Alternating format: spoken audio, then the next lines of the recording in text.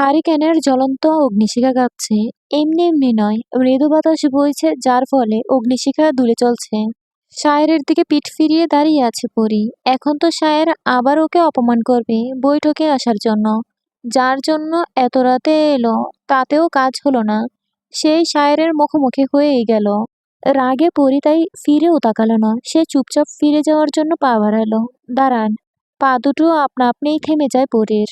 ঘোমটাটা আরো বড় করে টেনে ঘুরে দাঁড়ালো। শায়ের পরীর দিকে এগিয়ে এসে বলে, এত রাতে আপনি এখানে কেন এসেছেন? সেই কৈফিয়ত কি আমি আপনাকে দেব? হাসলো শায়ের, তবে শব্দ হলো না। জানতে চেয়েছে কৈফিয়ত চাইনি। আপনার ইচ্ছে না হলে বলবেন না। তবে রাতের বেলা বৈঠকে আসবেন না। এখানে নতুন দুই পুরুষের আগমন ঘটেছে। তারা কেমন তা না জানা পর্যন্ত এখানে না আসাই ভালো। আমার সুরক্ষা আমি নিজেই করতে জানি। পুরুষের শক্তির সামনে নারীর শক্তি যে নগণ্য। ছোট কন্যা নামটি শুনে পরী অবাক চোখে তাকায় শায়ের দিকে। এটা কেমন নাম? শায়ের কমপক্ষে 7-8 বছরের বড় পরীর থেকে। সেক্ষেত্রে সে পরীকে নাম ধরে ডাকতেই পারে। কিন্তু তা শায়ের কখনোই করে না। আপাতত এসব না ভেবে পরী শায়েরের কথার জবাব দিল। পরীক্ষা করতে চান তো পারেন। এই লাঠিয়াল পরীর সাথে পারবেন কিনা। আমি মেয়েদের সাথে লড়াই করি না। মেয়েরা ফুলের মতো, তাদের শুধু ভালোবাসার জন্য সৃষ্টি করা হয়েছে, লড়াই করার জন্য নয়। থমকালো পরী। হারিকেনের আলোয় ভালো করে তাকালো শায়েরের পানে। ছেলেটার চোখে সুরমা সব সময় থাকে। এতে ভীষণ মায়াবী লাগে শায়েরকে। মুখ দিয়ে যেমন সুন্দর কথা বের হয়, তেমনি চোখ দিয়েও মায়া ঝরায়। পরী কেমন যেন ঘোরের মধ্যে পড়ে গেল। মাথা ঘুরে উঠল তার। আর কিছুক্ষণ থাকলে হয়তো সে জ্ঞান হারাবে। তবুও পরী শায়েরের এই কথাটারও জবাব দিল। ভালো কথা জানেন আপনি। তা বিয়ে করে নিলেই পারেন। দিনরাত কাউকে সুন্দর সুন্দর কথা শোনাবেন। উষ্ঠ ধরে সূক্ষ্ম হাসির রেশ দেখা দিল শায়েরের। সে শান্ত গলায় বলল, বউ তো আছেই, শুধু 3 কবুল পরে গড়ে তোলা বাকি। কিন্তু এই গরিবের যে ঘর নেই। আছে মন। আর মন দেখে তো আর কেউ আমার কাছে আসবে না। রাগ থাকলেও শায়েরের কথাগুলো মুগ্ধ করছে পরীকে। ওর কথাতে শুধু মায়া নয়, ভালোবাসাও জড়ানো। যা শুধু পরী নয়, যে বা যারা শুনেছে, তারাই মুগ্ধ হয়েছে শায়েরের প্রতি। পরী এবার কোনো কথা বলে না, চুপ করে তাকিয়ে রইল। আপনি নূপুর খুঁজতে এসেছেন, তাই না? কিন্তু আপনি তো এখানে আসেন না, তাহলে নূপুর পড়বে কেন? একটু ভেবে শায়ের আবার বলে উঠল, হবু বরের সাথে দেখা করতে এসেছেন নাকি? নৌশাদের কথা শুনে গায়ে জ্বালা ধরে গেল পরীর। রাগে গজগজ করে বলল, রাগে গজগজ করে বলল, বাজে কথা বলবেন না। আর ওটা কোথায় ঘুমিয়েছে? এখনই ওটাকে জ্যান্ত পুড়িয়ে মারবো। বরকে মারলে আপনি যে বিধবা হবেন বিয়ের আগেই। তাছাড়া এখনই গোবরে ফেলে যে অবস্থা করেছেন বেচারা, খুব তাড়াতাড়ি মরবে বোধ হয়। শায়ের জানলো কিভাবে এসব পরীর কল্পনা। একটু ভয়ও পেল পরী। শায়ের যদি সবাইকে বলে দেয় তাহলে কি হবে? মালা তো পরীকে খুব মারবে। পরী নিজের ভয় লুকিয়ে বলে, ভুলে যাবেন না সামান্য এক কর্মচারী আপনি।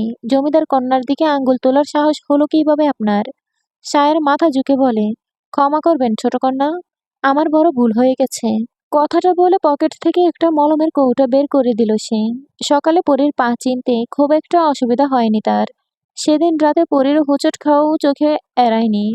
পরীর পা যে অনেকখানি ছড়ে গেছে, সেদিকে পরীর খেয়াল নেই। পায়ে ব্যথা অনুভব করলেও পরী তাতে পাত্তা দেয় না। তবে শায়ের তা ঠিকই দেখেছে। তার কাছে মলমের কৌটা ছিল, তাই সে সেটা পরীকে দিল। আপনার পায়ে আঘাত পেয়েছেন, এটা লাগিয়ে নিলে ঠিক হয়ে যাবে। পায়ে জ্বালা হয়তো মিটানো যাবে, কিন্তু পরীর মনের জ্বালা কে মিটাবে? শায়ের যে ওকে অপমান করেছে, তা আবার মনে পড়ে গেল। ওর কারণেই তো সে ব্যথা পেয়েছে।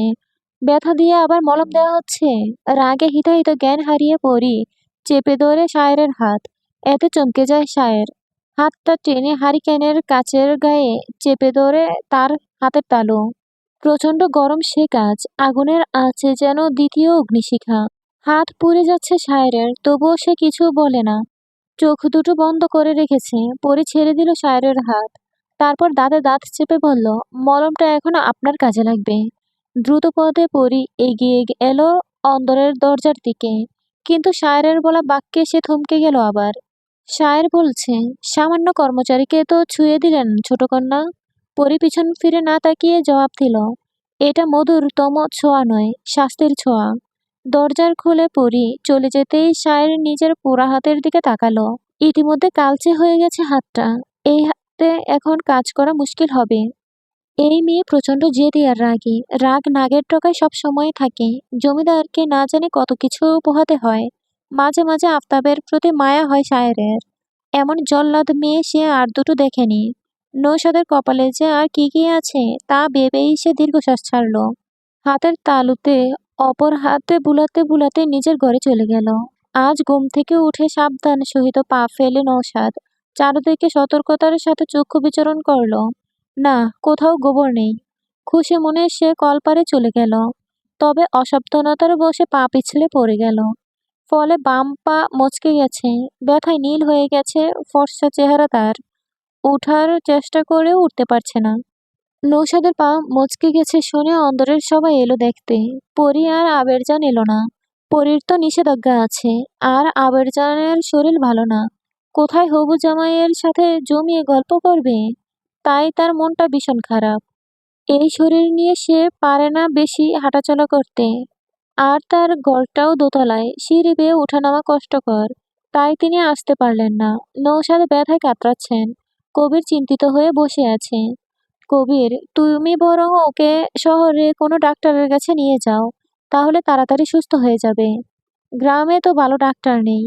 আখিরের কথায় কবিরও সায় দিল। কারণ অবস্থা সুবিধা ঠেকছে না কবিরের কাছে। নৌশাদ প্রথমে অমত পোষণ করলেও পরে রাজি হয়। কবির নৌশাদকে নিয়ে বের হয়ে গেল। রূপালী আর মালা ঘাটে গিয়ে ওদের নৌকা তুলে দিল। মালা আগে আগে চলে গেলেও পেটের ভারে আস্তে আস্তে হাঁটছিল রূপালী। আচানক আখিরের সামনে পড়ল সে। আখির রূপালীকে ভালো করে দেখে বলে, আসার পর তো একবারও দেখা করলি না। তা কি খবর তোর? ঘৃণায় চোখ সরিয়ে নিল রূপালী। এই মানুষটাকে সে মন প্রাণ দিয়ে ঘৃণা করে। শুধু রূপালী নয়, সোনালি, মালা আর সবচেয়ে বেশি ঘৃণা করে পরি। রূপালী অন্যদিকে তাকিয়ে বলে, আপনাকে দেখে আমার রুচি নষ্ট করার ইচ্ছে ছিল না। কদিন পর বাচ্চার মা হবি, আর এখনো এত তেজ কোথা থেকে আসে তোর? সম্পর্কে আমি তোর কাকা হই, ভুলে গেছিস? আমি ভুলিনি কিছুই। কিন্তু আপনি ভুলে গেছিলেন। আপনি আমাদের কাকা। তাই তো নিজের হিংস্র থাবা মেরেছিলেন সুযোগে বুঝে। সোনালি নরম ছিল আর আমিও কিছুটা দুর্বল ছিলাম, কিন্তু পরি ছিল না। তাই তো পরীর হাতে আপনার পতন ঘটেছিল। আপনার অবস্থা দেখে আমার হাসি পায়। এখন শুধু আপনার এই নোংরা চোখ দুটো উপড়ে ফেলা বাকি। তোর তোর সাহস তো কম না, আমাকে শাসাস, ভয় দেখাস আমাকে। সেদিনের পুচকি মেয়ে, জিভ টেনে ছিঁড়ে ফেলবো। তোর বাপও কিছু বলবে না। পরীর কলিজায় হাত দেবেন, এত বড় কলিজা আপনার। ওই কলিজায় তলোয়ার চালাতে পরীর হাত কাঁপবে না। সাবধান, আপনাকে কিন্তু পরী ছেড়ে দেবে না। রূপালী আর কথা বাড়ালো না, দৃঢ় পায়ে চলে গেল। আখির ক্ষিপ্ত চোখে তাকিয়ে রইল রূপালীর দিকে। এই মুহূর্তে তার খুন করতে ইচ্ছে করছে, কিন্তু তা সম্ভব না। তাই নিজের অদম্য ইচ্ছাকে মনের ভিতর কবর দিল। অন্দরে পা ফেলতেই ঘৃণায় দুঃখে চোখের পানি ফেলে রূপালী। নিজের আপন কাকা যে ওদের ওপর লালসার হাত বাড়াবে তা রূপালী গুণাক করে টের পায়নি। সময়টা ছিল রূপালীর বালিকা বয়সে। আফতাব তখন সবে জেসমিনকে বিয়ে করেছে। বাবার প্রতি তখনও ক্ষোভ জন্মায়নি রূপালীর। সে তখন ওসব বোঝে না। আখিরকে রূপালী খুব ভালো জানে। কাকা কাকা বলে গলা জড়িয়ে ধরতো দেখা হলেই। সেই সুযোগটাই কাজে লাগালো আখির। হিংস্র থাবা দিল ছোট্ট কোমল ফুলের উপর। কাকার আচরণ রূপালীর অবাক করে দিয়েছে। কাঁদতে কাঁদতে সেদিন সোনালীর কাছে সব বলেছিল। ছোট্ট রূপালীর মুখে আখিরের লালসার কথা শুনে কেঁদে ফেলেছিল সোনালী। তার নিজের সাথেও একই ঘটনা ঘটেছে। তারপর থেকে আখিরের দ্বারে কাছেও গেছত না সে। আর এখন রূপালীর দিকে হাত বাড়িয়েছে শয়তানটা। সোনালী তখন সোনালী সেদিন অনেকক্ষণ আশ্রিতে নিজের প্রতিবিম্ব দেখছিল। কি আছে এই সৌন্দর্যে, যার কারণে আপন মানুষ পর্যন্ত ছাড় দেয় না? নিজের সুন্দর চেহারাটাকে একটা অভিশাপ মনে করে সে। তার সৌন্দর্য এই পুরুষদের আকর্ষণ করে, তাকে কেউ ভালোবাসে না। কিন্তু কালোকেও তো কেউ পছন্দ করে না। তাহলে কি কালোও অভিশাপ? সোনালীর মনে হচ্ছে মেয়ে হয়ে জন্ম নেয়া এই অপরাধ। কিন্তু আল্লাহ তো নারীদের স্থান সর্বোচ্চ করেছে। মায়েদের পদতলে সন্তানের বেহেশত রেখেছে। তাহলে তো নারীর মূল্য অনেক। কারণ প্রতিটা নারী একদিন মা হবে। তবে দুনিয়ার পুরুষ কেন মেয়েদের লালসার শিকার বানায়? অনেক কেঁদেছিল সোনালী, বারবার প্রার্থনা করেছিল আল্লাহ যেন ওর রূপ ফিরিয়ে নেয়। দরকার নেই সেই সৌন্দর্যের।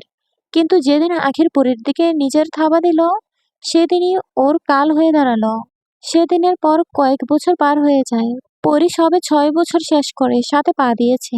সোনালি আর রূপালী সবসময় পরীকে আখিরের থেকে দূরে রাখত। ওরা চাইতো পরী যেন এই ঘটনার সম্মুখীন না হয়, কিন্তু ভাগ্যবশত সে একই ঘটনা পুনরাবৃত্তি করে আখির। পরী দৌড়ে গিয়ে খুশি মনে কাকার কোলে চড়ে বসে।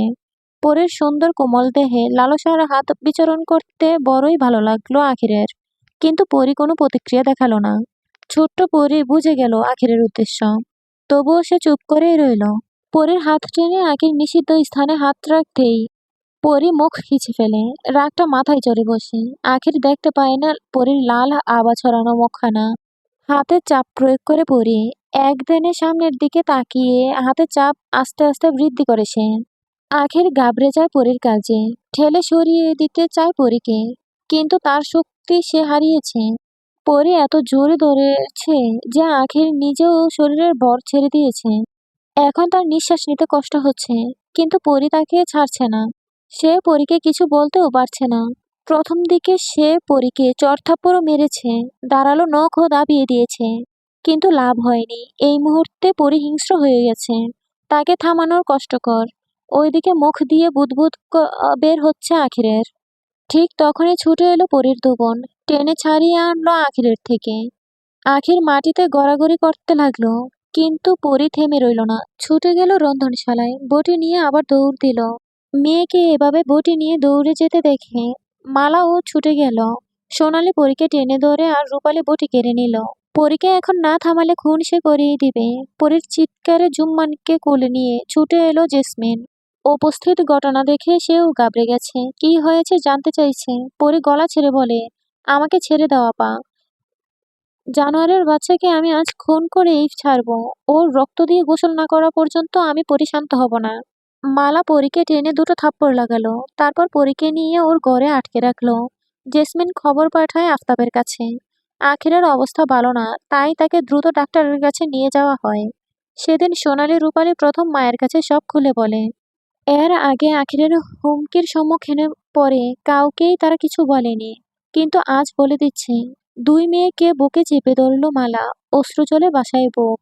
সৌন্দর্য যে মালাকেও এই পরিস্থিতির সামনে দাঁড় করিয়েছিল। মা মেয়েরা যেন এক লালসার প্রাণী, যে সবাই থাবা মারে। তবে সেদিনের পর নিজের পুরুষত্ব হারায় আখির। ডাক্তারের অনেক চেষ্টায় প্রাণ ফিরে পেলেও নিজের পুরুষত্ব ফিরে পায় না, যার কারণে আখির আজও পরীর উপর ক্ষেপা। আর পরীর মাথায় চাপা প্রতিশোধের আগুন এখনো আছে। প্রাণ চায় সে আখিরের।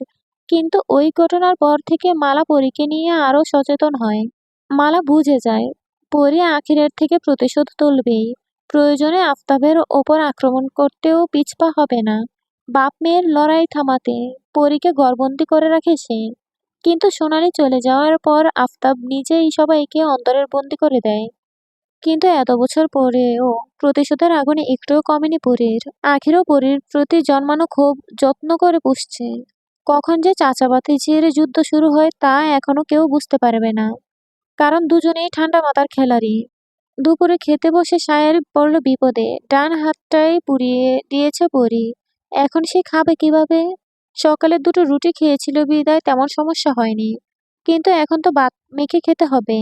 সায়ের পারল না খেতে। মালা সায়েরকে চুপচাপ বসে থাকতে দেখে জিজ্ঞেস করলো, কি হইল সায়ের, খাও না কেন?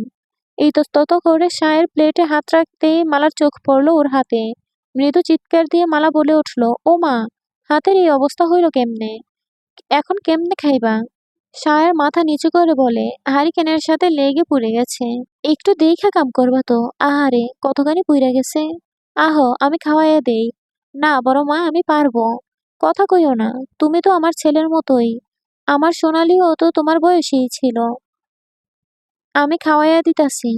মায়ের ভালোবাসা কপালে লিখা নেই সায়েরের, তাই তো অকালে মাকে হারাতে হয়েছে। মাকে কখনো বলতে পারেনি যে আজ তোমার কোলে মাথা রেখে ঘুমাবো, আর তুমি আমাকে গল্প বলবে। সেই গল্প শুনতে শুনতে আমি ঘুমিয়ে পড়ব। এটা ওটা বায়না করা হয়নি মায়ের কাছে। আঁচলে মুখ মোছা হয়নি। একটুখানি মাতৃত্বের গন্ধও নাকে ঢেউ খেলেনি, কারণ তাকে জন্ম দিয়েই সে পরকাল গমন করেছে। তাই তো সায়রের জীবনটা অতি বিষাদময় কাটছে। শৈশব কেটেছে আরো অবহেলায়। এতগুলো বছর পর কেউ তাকে খাইয়ে দিচ্ছে ভাবতেই ভালো লাগছে ওর। মালা পরম যত্ন করে খাবার তুলে দিচ্ছেন সায়রের মুখে। আর সায়র বাচ্চাদের মতো খাচ্ছে। খাওয়া শেষ করে বাইরে এসে চোখের কোণে জমে থাকা জলটুকু সযত্নে মুছে নিল সে। মালা যে সায়রকে খাইয়ে দিয়েছে তা পরীর কানে যেতে সময় লাগলো না। পরীর চামচা কুসুম গিয়ে বলে, জানেন পরী আপা, বড় মায়ে সায়ের বাইরে খাওয়াইয়া দিছে আইজ। বাইয়ের হাত নাইকে পুইরা গেছে। আমি নিজের চোখে দেখাইলাম। কি বলিস? আচ্ছা, আমাকে কিছু বলছে সে? কি কইব? হাত পড়ছে কিভাবে? কইল তো হারিকেনে পড়ছে। পরি স্বস্তির নিঃশ্বাস ফেলল। ভয় পেয়ে গিয়েছিল সে। যদি সায়র ওর নাম বলতো তাহলে মালা ওর হাতটা পুড়িয়ে দিত। কিন্তু মালা সায়রকে খাইয়ে দিয়েছে শুনে মুখ বাঁকিয়ে সে বলে, সামান্য একটা কাজের ছেলেকে আম্মা খাইয়ে দিল। কি করবে কনাপা? একে তো হাত পুড়ে গেছে, তার উপরে জ্বর উঠছে। নিজের বাড়িও যাইতে পারবো না। মা নাই তো, কে সেবা করব? বাইরা অনেক ভালো আপা। মনক্ষুণ্ণ হলো পরীর কথাটা শুনে, তবে অতটা খারাপ লাগলো না। কারণ মাহারা সায়রের কষ্টটা সে পুরোপুরি উপলব্ধি করতে পারল না। মাহারা সন্তানের কষ্ট সেই বুঝে, যে মা হারিয়েছে। মায়ের আঁচলের নিচে থেকে অতি আদরে বড় হয়েছে পরী। তাই সে সায়রের কষ্ট বুঝবে কি? কবির নৌসাদকে নিয়ে বাড়ি চলে গেছে, কেননা নৌসাদের পা কেবল মচকায়নি, বাজেভাবে ভেঙে গেছে। তাই কবির নূরনগর না এসে নৌসাদের বাড়ি চলে গেছে। ডাক্তার পায়ে ব্যান্ডেজ করে দিয়ে ওষুধও দিয়েছে। একজনকে দিয়ে আফতাবকে খবর পাঠিয়েছে কবির। খবরটা জানার পর সবচেয়ে বেশি খুশি হলো পরী। যাক, আপদ বিদায় হয়েছে। এখন সে 2 রাকাত নফল নামাজ পড়বে। মোনাজাতে পড়ে আল্লাহকে বলেছিল, আল্লাহ, ওই নৌসাদকে তুমি আমার কপাল থেকে উঠায় নাও, তাহলে 2 রাকাত নফল নামাজ পড়ব। আল্লাহ পরীর দোয়া কবুল করেছে। তাই পরী নফল নামাজ পড়বে। খুশি মনে পরী নিজের ঘরে চলে গেল। অক্টোবর মাস। বন্যার সমাপ্তি ঘটেছে সেপ্টেম্বরের মাঝামাঝিতে। পুরো ৩৩ দিন প্রলয়ঙ্কারী বন্যা ছিল। বাংলাদেশের ৬৮% ডুবে গিয়েছে এই বন্যায়। সেই দুর্ভিক্ষ এখনো নূরনগরে বাসিন্দারা কাটিয়ে উঠতে পারেনি। ১৫রাই নিজেদের ঘরবাড়ি ঠিক করে কোনোমতে জীবনযাপন করছে। তবে অভাব তাদের ফুরাচ্ছে না। তাই গ্রামের অধিকাংশ পুরুষই শহরে পাড়ি জমিয়েছে। সম্পান মাঝিও শহরে গেছে। পদ্মা তো তার সব জল নিয়ে গেছে। এখন আর মাঝিগিরি করলে তার পোষাবে না। বিন্দুকে নিজের গরনে করতে হবে তো। কাজ না করলে মহেশ কি তার হাতে বিন্দুকে তুলে দেবে? সম্পান ভেবেছে ফেরার সময় বিন্দুর জন্য লাল রঙের শাড়ি কিনে আনবে। এর আগেই আনতে চেয়েছিল, কিন্তু আচানক বালকের মৃত্যুতে তা আর হয়ে ওঠেনি। কিন্তু এখন সে বিন্দুর জন্য নিজে পছন্দ করে শাড়ি নিয়ে যাবে। সম্পানের ভাগ্য ভালো বলা বাহুল্য। গ্রামে আসতেই পথে বিন্দুর সাথে দেখা। সম্পান খুশি হয়ে বিন্দুর কাছে এগিয়ে গেল। শাড়ির ব্যাগটা বিন্দুর হাতে দিয়ে শুধালো, দেখ বিন্দু, তোর লাইগে শাড়ি আনছি। শাড়িটা বের করে খুশিতে বিন্দুর চোখ জোড়া চকচক করে উঠল। চোখের খুশির ঝলক দেখে সম্পানও খুশি হলো। শাড়ি থেকে চোখ সরিয়ে সম্পানের দিকে তাকিয়ে বিন্দু বলল, শাড়িটা খুব সুন্দর হয়েছে গো। ব্যাগের মধ্যে আরো একখানা জিনিস আছে। বিন্দু ব্যাগে হাতে বড় একটা সিঁদুর কৌটা বের করলো। বিস্মিত চোখে তাকালো সম্পানের দিকে। শ্যামাকন্যা বিন্দুর মুখে তৃপ্তির ছাপ স্পষ্ট হয়ে ওঠে। এই পুরুষকে পাওয়ার ভাগ্যের ব্যাপার। এত নিখুঁতভাবে একমাত্র সম্পানই তার পারে ভালোবাসতে। আমি অপেক্ষা করতেছি তোরে এই সিঁদুর পরানের। খুব তাড়াতাড়ি সেই দিন আইব। হ রে বিন্দু, আমি আর বেশি দেরি করবো না বিন্দু। এইবার শহরে গেলে বিয়ার সব কিছু কিনে আনবো। একটু লজ্জা পেল বিন্দু। নিজের বিয়ের কথা শুনলে সব মেয়েরাই লজ্জা পায়, তেমনি বিন্দুও পেল। মনের ভেতরে লুকিয়ে রাখা ভালোবাসা সবটুকু সে সম্পানকে দিতে চায়। আঁকতে চায় ছোট একটি সুখী পরিবারের ছবি। সেখানে একটি ছোট্ট গ্রাম আর ছোট্ট একটি পরিবার থাকবে। মনে মনে নিজের ইচ্ছেগুলো পোষণ করে সম্পানের পিছু পিছু হাঁটা ধরে বিন্দু। কাঁচা রাস্তা কিছুক্ষণ হাঁটার পর দুজন আলাদা পথ ধরে। রাস্তার পাশে ধানক্ষেতের আইল বরাবর বিন্দু নেমে পড়ে, আর সম্পান রাস্তার পথ ধরল। 2 কদম এগিয়ে থেমে গেল বিন্দু। পিছন ফিরে গলা ছেড়ে ডাকলো সম্পানকে, বিন্দুর মাঝে কি এমন দেখলা যে তোমার বিন্দুর এই লাগবো? সম্পান হেসে বলে, বিন্দুরে দেখার পর তো আর কাউরে দেখি নাই। দুনিয়ার সবচাইতে সুন্দর মাইয়া যদি আমার সামনে আসে, তাগো মাঝে আমি এই বিন্দুরেই খুঁজবো। আমার খালি বিন্দু হইলেই চলবো। বিন্দু এই লজ্জা কোথায় লুকাবে? লাল শাড়িটি দিয়ে মুখ ঢেকে সামনের দিকে দৌড় দিল। তবে লজ্জাবতীর লজ্জা লুকাতে পারল কই? ধানক্ষেতের প্রতিটা শীষ দেখে নিল।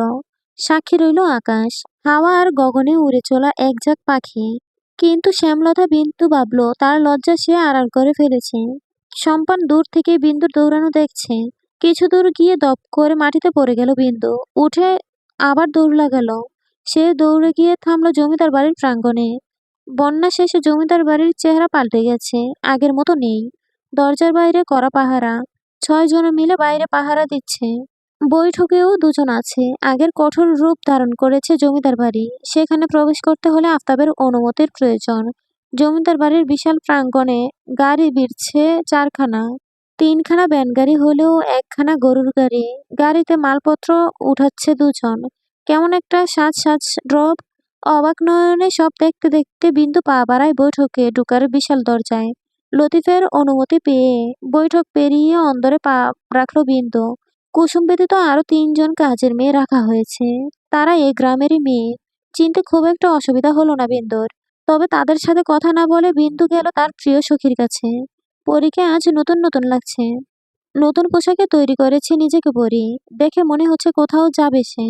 বিন্দু ঘরে ঢুকেই বলল, পরী কই যাবি তুই? জেরি তোরে যাইতে দিব? গাড় ঘুরিয়ে প্রাণ খোলা হাসি হেসে পরী দৌড়ে এসে জড়িয়ে ধরল বিন্দুকে। পরী ছাড় আমারে, আমার কাপড় নোংরা, তোর কাপড় নষ্ট হইব তো। পরী বিন্দুকে ছেড়ে সোজা হয়ে দাঁড়িয়ে বলে, তোকে না বলেছি এসব কথা না বলতে? শরীরের ময়লা তো কি হয়েছে, তোর মনটা তো পরিষ্কার। না তুই কোথায় যাইবি তাই কইলাম। তা যাইবি কই? রূপা আপার শ্বশুর বাড়ি। আপার ননদের বিয়ে, আমাদের যেতে বলেছে তাই যাচ্ছি। জেরি তোরে নিব? না নিয়ে যাবি কই? আপার শ্বশুর যেভাবে বলে গেছে, না নিয়ে উপায় নেই। তাই আমিও যাচ্ছি। ও পরি, তোর কাছে একখানা জিনিস রাখতে দিমু, রাখবি? কথা শেষ করেই সিঁদুরের কৌটোটা বাড়িয়ে দিল পরীর দিকে। বিন্দুর হাতে থাকা লাল শাড়ির দিকে এতক্ষণ চোখ পড়ল পরীর। সুন্দর শাড়িতে হাত বুলিয়ে বলে, কে দিল এই শাড়ি? বিন্দু সম্পানের দেওয়া শাড়ি আর সিঁদুরের কৌটার কথা খুলে বলল। পরী সযত্নে সিঁদুরের কৌটাটা আলমারিতে তুলে রাখে। বেশি সময় নেই তার, তাই সখীকে বিদায় দিল। কালো বোরখা গায়ে জড়িয়ে নিকাব বেঁধে নিল। তারপর নিচতলায় গেল। মালা, জেসমিন, জুম্মান সবাই তৈরি। আবেরজান যেতে পারবে না, তার সে ক্ষমতা নেই। 2 জন কাজের মেয়েকে রেখে গেল আবেরজানের কাছে। কুসুম আর নতুন কাজের মেয়ে শেফালিকে সাথে নিল। গরুর গাড়ি আনা হয়েছে পরীর জন্য। কেননা গরুর গাড়ি চড়তে পরীর খুব পছন্দ করে। তাই তো এই ব্যবস্থা করা হয়েছে। মালা, জেসমিন উঠে এক গাড়িতে, আফতাব আর আখির অন্য গাড়িতে। শায়ের সহ আরো 2 জন উঠেছে অপর গাড়িতে।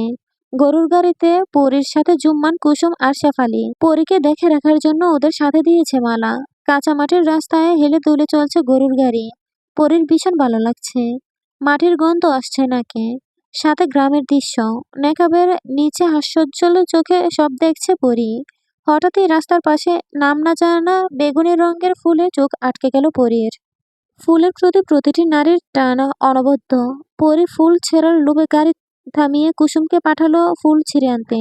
গাড়ি থেকে নেমে কুসুম ছুটলো সেদিকে, কিন্তু ফুলে হাত দিতেই ঘটল অঘটন। পাশে কদম গাছের নিচে বসে থাকা সুখান পাগলকে সে খেয়াল করেনি।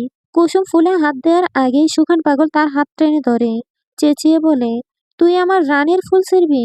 এই সিমরি, তোর চুল আমি সব ছিঁড়া ফেলামো। বয়ে কলিজা শুকিয়ে গেছে কুসুমের। পরীর আদেশে সে ভুলেই গিয়েছে যে এখানে সুখান থাকে। সুখান চুল টেনে ধরে কুসুমের। কুসুম চিৎকার দিল, পরী আপা আমারে বাঁচান। চমকে গাড়ি ভেতর থেকে উকি মারে পরী। শেফালি, জুম্মান এতক্ষণে নেমে পড়েছে, কিন্তু সুখানকে দেখে ওরা এগোনোর সাহস পেল না। কুসুম চিৎকার করে বলছে, আমি তোর রানীর ফুল ছিঁড়বো না, ছাড় আমারে। তোরে ছাড়লে তুই আবার ফুল ছিঁড়বি। আল্লাহ গো আমাকে রক্ষা করো, আল্লাহ গো আমারে রক্ষা করো, তাইলে আমি পাগলরে ভিক্ষা দেবো।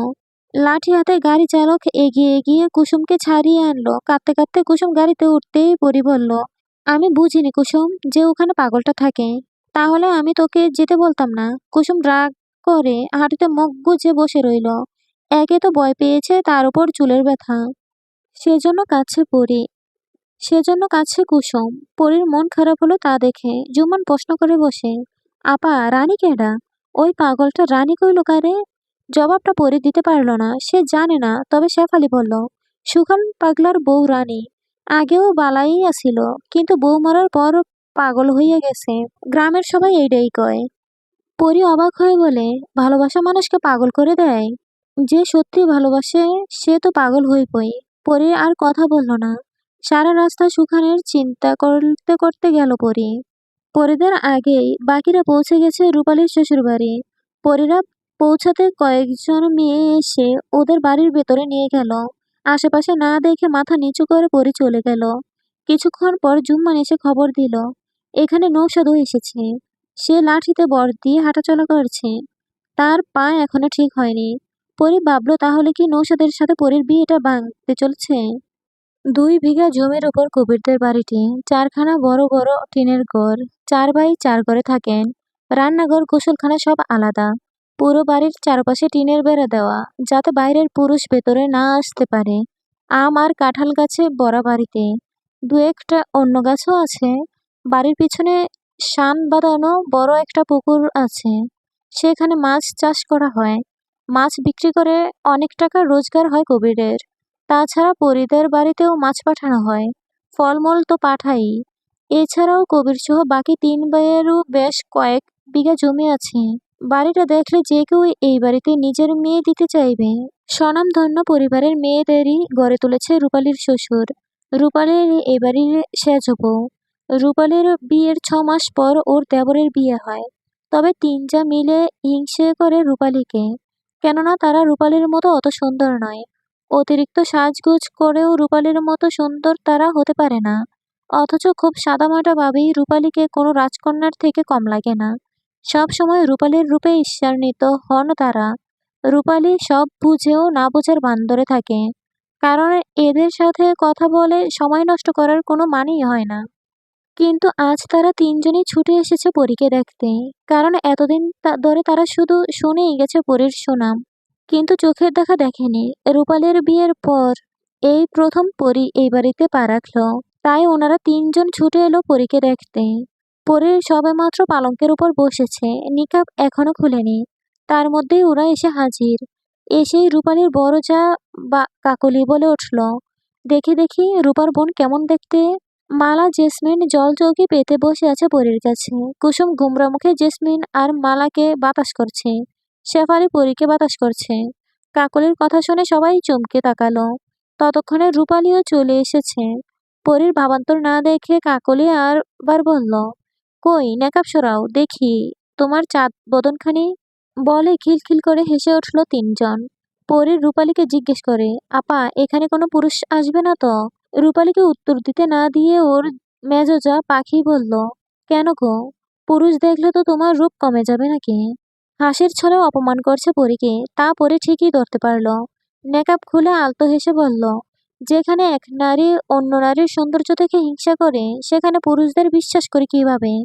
আপনাদের বর যদি আমাকে দেখে পাগল হয়ে যায়, তখন তো আমাকেই দোষ দিবেন। তাই আগে থেকেই সাবধান হচ্ছি।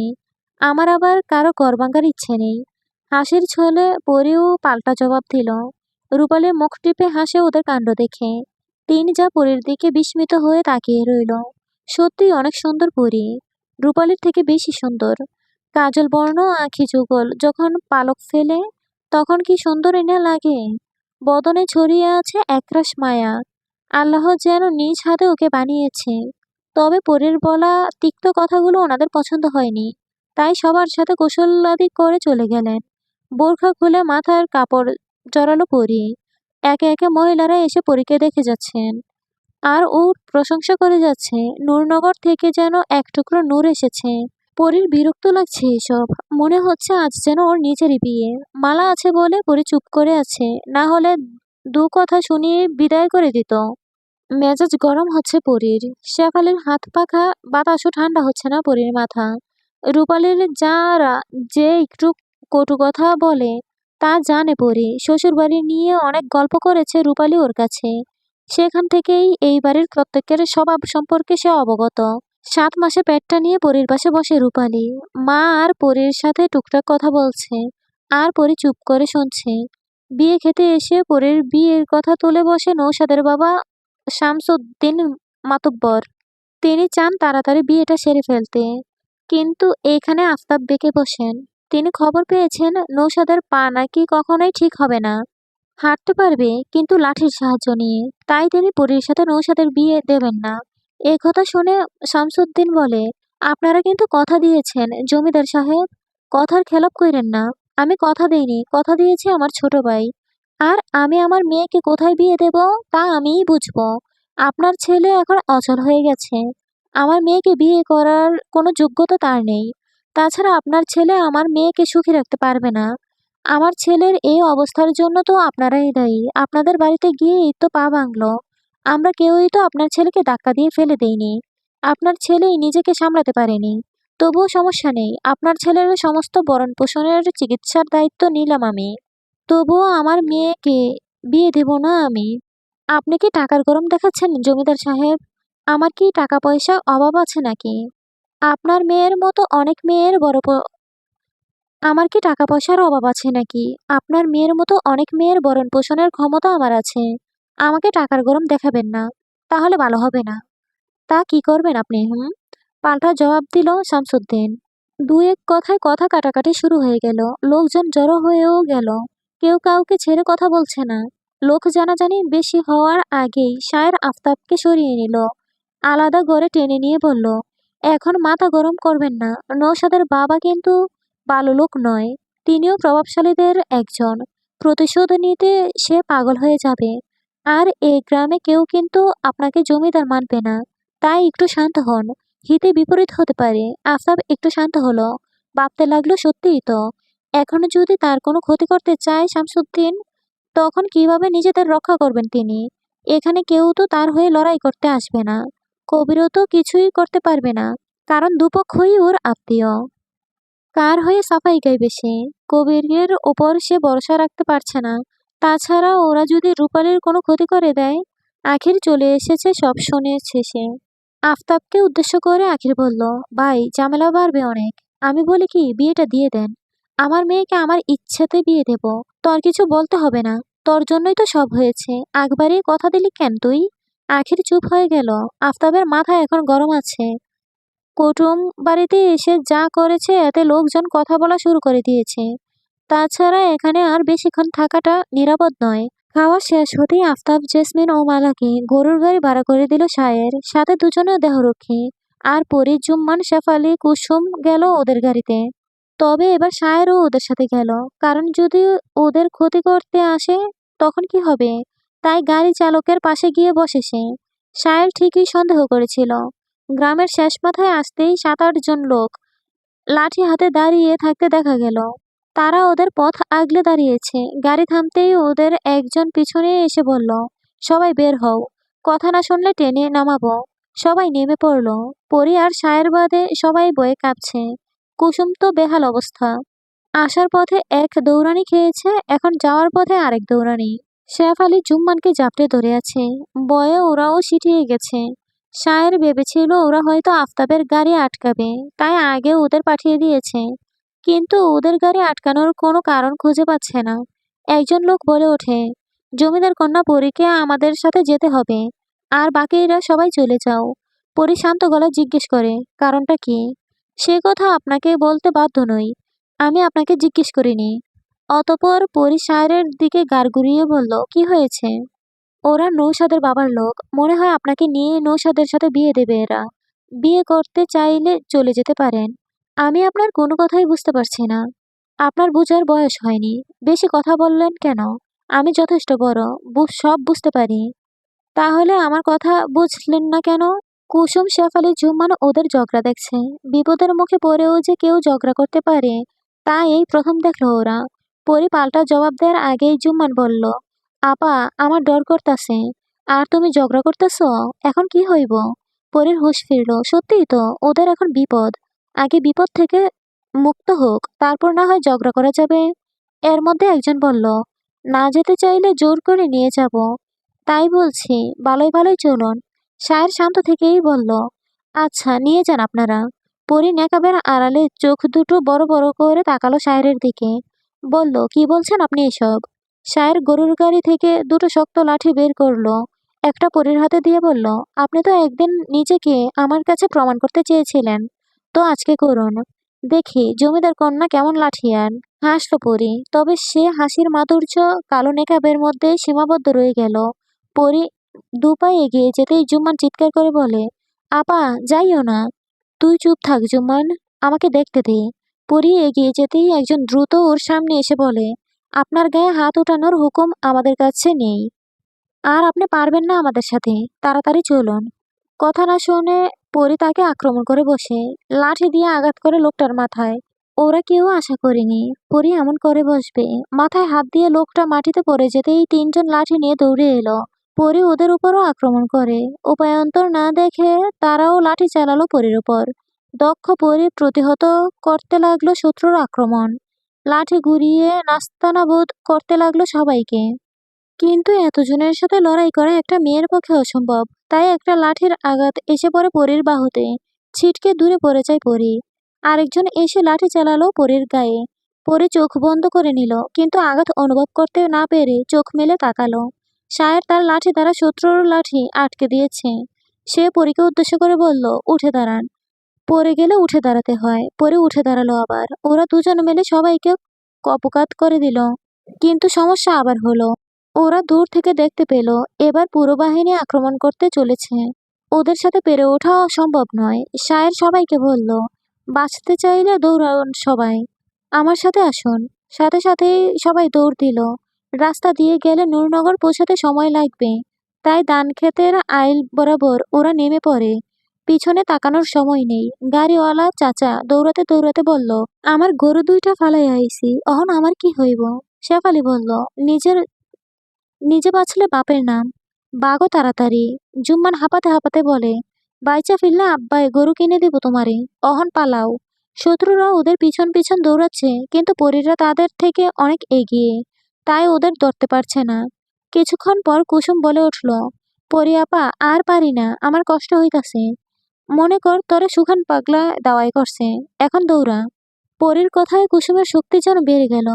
পরনের কাপড় একটু তুলে দিল দৌড়। শায়েরকে পিছনে ফেলে দিয়ে এগিয়ে গেল। এই বিপদের মধ্য থেকেও সবাই হেসে উঠল। সবাই আরো কিছুক্ষণ দৌড়ে পরবর্তী একটা গ্রামে ঢুকলো, কিন্তু ওদের পা আর চলছে না। কোনো রকমে এগিয়ে চলছে। তবে এই গ্রাম পেরোলেই নূরনগর। তবুও ওদের পা চলছে না। মনে হচ্ছে শত্রুর হাতে এবার ধরা দিতেই হবে। কিন্তু তখনই আফতাবের লোকেরা এসে হাজির। লাঠিসোঁটা নিয়ে তারা ঝাঁপিয়ে পড়ল। শায়ের যেন হাঁফ ছেড়ে বাঁচল। এবার সবাই দৌড় থামিয়ে রাস্তা ধরে হাঁটতে লাগলো। নূরনগরের গণ্ডিতে পেরোতেই পরীর রাস্তার দ্বার বসে পড়ল। ততক্ষণে সন্ধ্যা নেমে এসেছে। পরীর দেখা দেখেই বাকি সবাই বসে পড়ল। অনেক দৌড়িয়েছে আজ, আর হাঁটার শক্তি নেই ওর। বন্যা যেতে না যেতেই শুরু হয়ে গেছে মারামারি। এসব ভালো লাগে না পরীর। এর আগেও সে শুনেছে আফতাবকে কেউ মারার চেষ্টা করছে, কিন্তু তাতেও মাথা ঘামায়নি। এখন নিজেই দেখতে পেল সব। তবে কে বা কারা ওদের উপর আক্রমণ করলো সেটাই বুঝতে পারছে না পরি। আক্রমণ করার কারণই কি হতে পারে? পরি শায়ের দিকে তাকিয়ে জিজ্ঞেস করলো, এবার তো বলুন, ওরা কেন আমাদের তাড়া করলো? রক্তলালের দিবাকর মেঘেদের আড়ালে লুকাতেই উদয় হয় এক টুকরো সুধাকর। মুহূর্তের মধ্যে চারদিকে ছড়িয়ে পড়ে তার কোমল আলো। সেই আলোতে ধান ক্ষেতগুলো স্পষ্ট হয়ে ওঠে। হালকা বাতাসে দুলছে ধানের শীষ। প্রকৃতির এই স্নিগ্ধ রূপ দেখে বিস্মিত চোখে তাকিয়ে আছে পরি।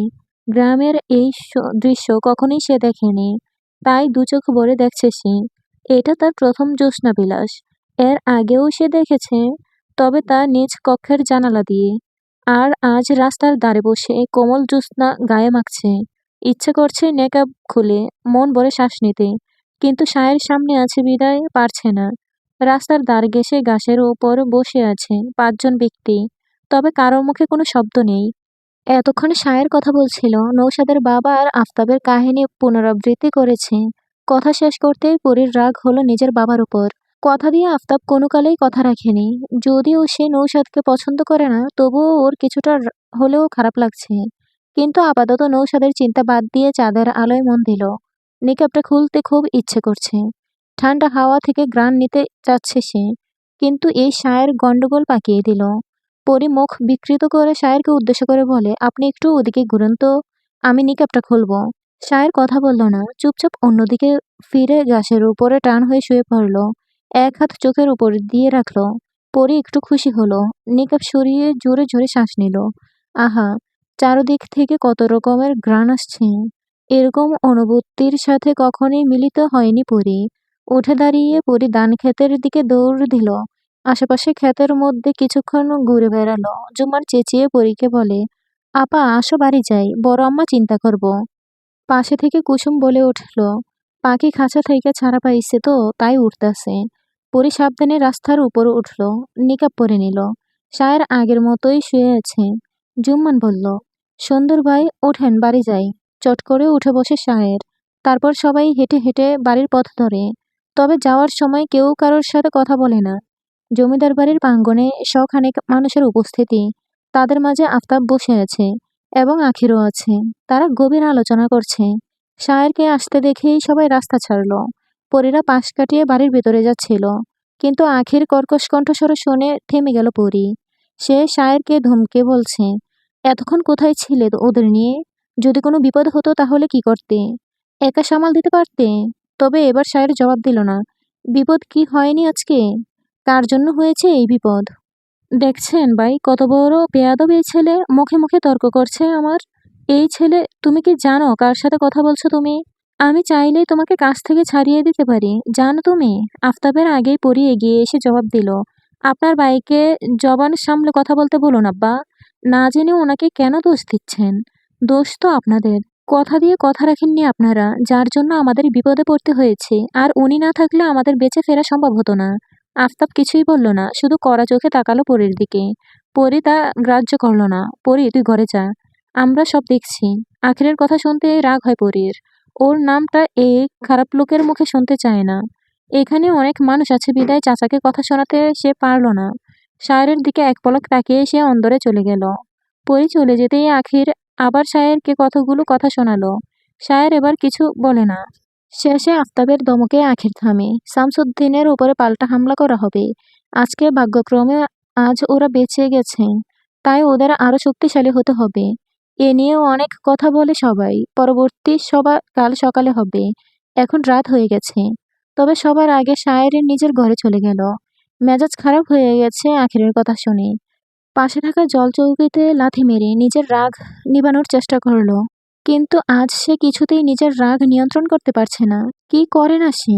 জমিদার বাড়ির জন্য নিজের প্রাণ দিতে প্রস্তুত সে, তবুও আখির ওকে অপমান করে।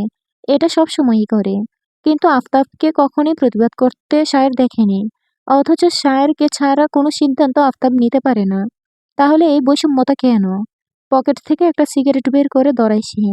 সুখ টান দিতে থাকে একের পর এক। সিগারেট খুব একটা খায় না সায়ের। যখন অতিরিক্ত রেগে যায় তখন খায়। সকালে পরীর ঘুম ভাঙে কোলাহলে। বিরক্ত হয়ে সে অন্দরের উঠোনে আসলো।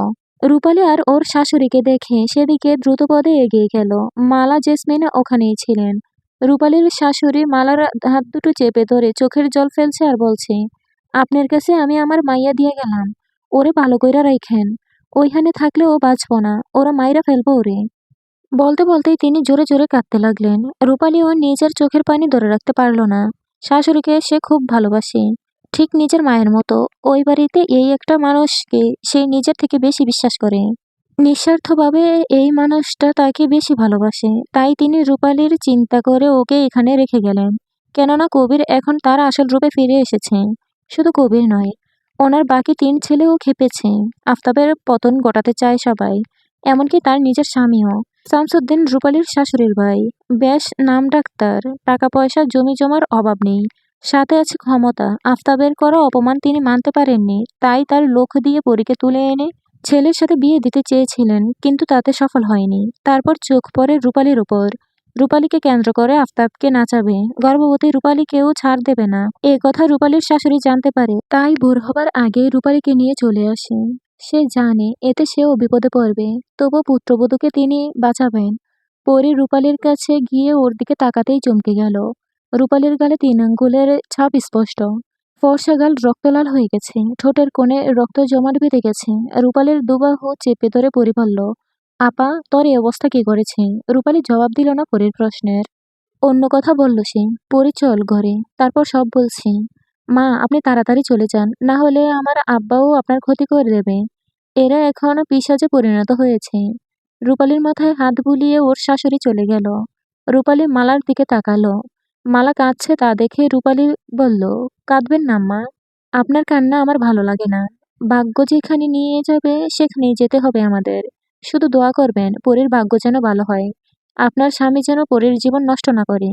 রূপালী পরীর হাত ধরে নিচতলার একটা ঘরে নিয়ে গিয়ে দরজা বন্ধ করে দিল। পালঙ্কের উপরে আস্তে করে বসে পরীর দিকে তাকিয়ে বলে, অনেক প্রশ্ন তোর মনে, তাই না পরী? আমার বিয়ের পর থেকেই তোর মনে হাজার প্রশ্ন। আজ সব বলবো, তোকে শুনবি?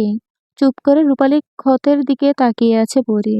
রূপালী বলতে শুরু করে, যদি কোনো পুরুষ নারীর নেশায় আটকে যায়, তাহলে যত সুন্দর মেয়ে তার জীবনসঙ্গী হোক না কেন, সেই নেশা পুরুষ কাটিয়ে উঠতে পারে না। অভ্যাস বদলানো খুব কঠিন। সেরকম একটা পরিবারে বিয়ে হয়েছে আমার। আমার মুখে যে ক্ষত দেখছিস, এটা নতুন কিছু না, খুব পুরনো। যখন মেয়েদের নেশায় বোধ থাকতো প্রতিবাদ করতাম, তারপর আমার এই হাল করতো সে। ইচ্ছে করলে আম্মাকে সব কথা বলতে পারতাম, কিন্তু বলিনি। কারণ বড় আপাকে হারিয়ে আম্মা এখনো কষ্ট পাচ্ছেন। আমার কষ্টের কথা শুনলে তিনি আরো কষ্ট পাবে। কিন্তু তা হলো না পুরি। আল্লাহ মনে হয় আম্মাকে কষ্ট পেতেই দুনিয়ায় পাঠিয়েছেন। প্রথম প্রথম কবির ভালোই ছিল, আমার সাথে ভালো ব্যবহারও করত, কিন্তু ওর ছোট ভাইয়ের চাহনি অন্তত নোংরা ছিল। আমার দিকে সবসময় নোংরাভাবে তাকাতো, বিশ্রী কথাবার্তা বলতো, গায়ে হাত দেওয়ার চেষ্টা করত। এসব কবির দেখেও না দেখার ভান করত। আমি সেদিন অবাক হয়েছিলাম খুব। কবির ওর ভাইকে কিছু বলছে না দেখে, তাই আমার শাশুড়িকে সব বলি। তিনি আমাকে বাঁচাতে ছোট ছেলের বিয়ে দেন। আমার শাশুড়ি সত্যিই খুব ভালো, আমাকে অনেক ভালোবাসে। কালকে তোরা আসার পর কবির আর ওর ভাইয়েরা মিলে জঘন্য পরিকল্পনা করে। ওদের মামার অপমানের প্রতিশোধ নিতে জোর করে তোর সাথে নৌসাদের বিয়ে দেবে। কিন্তু তোরা নাকি নিজেদের বাঁচিয়ে গ্রামে চলে এসেছিস, তারপরও ওদের চোখ পড়ল আমার উপর। ওরা ভেবেছে আব্বার দুর্বলতা আমি। মেয়েকে বাঁচাতে আব্বা সবকিছু করবেন। কিন্তু ওদের ধারণা যে ভুল করি। আব্বা নিজের সম্মানের জন্য যেভাবে বড় আপাকে ছেড়ে দিয়েছে, সেভাবে আমাকেও মরে যেতে দেখতে পারেন। আমার শাশুড়ি আমার ভালো চান বলেই আজকে দিয়ে গেলেন আমাকে। না জানি তার কি অবস্থা করবে আমার শ্বশুর। ভাবিরা আমাকে হিংসে করত, তার কারণ তাদের স্বামীরা সবসময় আমার রূপের প্রশংসা করত। তাদের চোখও যে নোংরা তা আমি ঠিকই টের পেয়েছি। কিন্তু ভাবিরা আমার খারাপ চায়নি কখনো। সব শেষে এটা বলতে পারি, কবিরদের পরিবারে ভাবিরা আর আমার শাশুড়ি ছাড়া সবাই কুষ্ঠিত লোক। আর কিছু বলতে ইচ্ছা করছে না পরি। তবে আরো অনেক কথা তোর অজানা, পরে বলবো সব। নিজের কথা শেষ করে লম্বা দম ফেলে রূপালী। পরীর চেহারায় শান্ত ভাব দেখে চমকায় সে। কিন্তু পরী তো রাগার কথা। পরী দৃঢ় পায়ে এসে রূপালীর পাশে বসে খুব শান্ত গলায় বলে, তুমি যদি বিধবা হও, তোমার সন্তান যদি পিতৃহারা হয়, তাহলে তুমি কষ্ট পাবে না তো? সম সর্বাঙ্গ তড়িৎ গতিতে ঝাঁকুনি দিয়ে উঠল রূপালীর। মাথা ঘুরে উঠল। এসব বলছে কি ওর বোন? মৃত্যুর খেলা খেলবে নাকি? পরি, তুই এসব কি বলছিস? 3 বছর আগে যা হয়েছিল আবার তা হবে। পরি, আমার কথা শোন, পিছনে যা হয়েছে তা ভুলে যা। পরি কিছুই ভুলে না আপা। ওরা তোমার গায়ে হাত তুলতো, তুমি তা না বলে অন্যায় করেছ। শাস্তি তোমাকেও পেতে হবে। শাস্তি হিসেবে বিধবা হতে হবে তোমাকে। নিজেকে তৈরি করো। পরি, এমন করিস না বোন আমার। আমি ভালো নেই তো কি হয়েছে? তোকে ভালো রাখবো আমি। ওদের সাথে তুই পারবি না পরি, ওরা ভয়ানক। আমার কথা শোন পরি, তাতে আমার কিছু যায় আসে না আপা। ওরা তোমার গায়ে হাত তুলেছে, মনে আছে? তোমার গায়ে হাত তোলার কারণে সুশীলকে আমি। বাকি কথা বলতে দিল না রূপালী। হাতের তালু দ্বারা আবদ্ধ করে নিল পরীর ঠোঁট জোড়া। অসম্ভব কাঁপতে লাগলো রূপালী। পরীকে শান্ত করার চেষ্টা করতে লাগলো সে। কিন্তু পরী নাছোড়বান্দা, সে হাল ছাড়ছে না। সে বলল, আমি নৌশাদকে বিয়ে করব আপা। না পরী, এটা কিছুতেই সম্ভব না। কেন? তুমিই তো বলেছিলে নৌশাদ ভালো ছেলে। তাহলে? আমি এখনো বলছি নৌশাদ ভালো ছেলে, কিন্তু ওর পরিবার কেউই ভালো না পরী। নৌশাদকে বিয়ে করলে আমি ওই পরিবারে ঢুকতে পারবো। তারপর আমি আমার প্রতিশোধ নিব।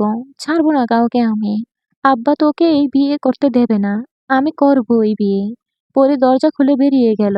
অন্দরে উঠোনে দাঁড়িয়ে আব্বা আব্বা বলে চিল্লাতে লাগলো। আফতাব কথা বলছিল আখির আর শায়েরের সাথে। পরীর গলার আওয়াজ পেয়ে তিনি অন্দরে গেলেন। আফতাবকে দেখা মাত্রই পরী বলে উঠলেন, আমি নৌশাদকে বিয়ে করবো আব্বা, আপনি সব ব্যবস্থা করেন। আফতাবের রাগ যেন আকাশ ছুঁয়েছে। শত্রুপক্ষের সাথে আত্মীয়তা করতে চাইছে তার মেয়ে। এ কথা আর পাঁচখানা হলে তো সর্বনাশ। শত্রুর সাথে মিলিত কখনোই হবে না সে। মালাও চলে এসেছে মেয়ের চিৎকার শুনে। পরীর কথা শুনে সে হতভম্ব। আফতাব আছে বিদায় কিছু বলে না মালা। আফতাব বলে, তোমার সাহস দিনকে দিন বাড়ছে পরী। আমার মুখের উপর এত বড় কথা বলতে বাধলো না তোমার? বাধলে বলতাম না। মেয়েকে বুঝাও মালা, না হলে খুব খারাপ হবে কিন্তু। মেয়ে মানুষের এত জেদ ভালো না, আর পুরুষ মানুষের এত অবহেলাও ভালো না। আফতাব এবার কড়া চোখে মালার দিকে তাকিয়ে বলে, পাগল হয়ে গেছে তোমার মেয়ে, সামলাও মেয়েকে। বলেই আফতাব অন্দর ছেড়ে চলে গেলেন। মালা পরীর গালে পরপর কয়েকটা থাপ্পড় বসিয়ে ওর গড়ে আটকে রাখলো। জানালার ধারে বসে আকাশের দিকে তাকালো পরী। কি সুন্দর নীল আকাশ, টুকরো টুকরো সাদা মেঘ আনন্দের সহিত ভাসছে।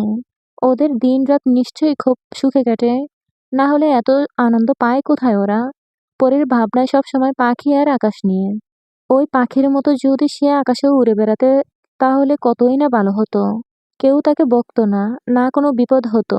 এসব ভাবনায় প্রতিনিয়ত পরীর মগজ খায়। দরজা খোলার শব্দে ফিরে তাকায় পরী। কুসুম শব্দহীন পা ফেলে পরীর কাছে এসে বলল, আপা, আপনারে বড় আম্মায় বৈঠকে যাইতে কইছে। সায়ের ভাই কথা কইব আপনার লগে।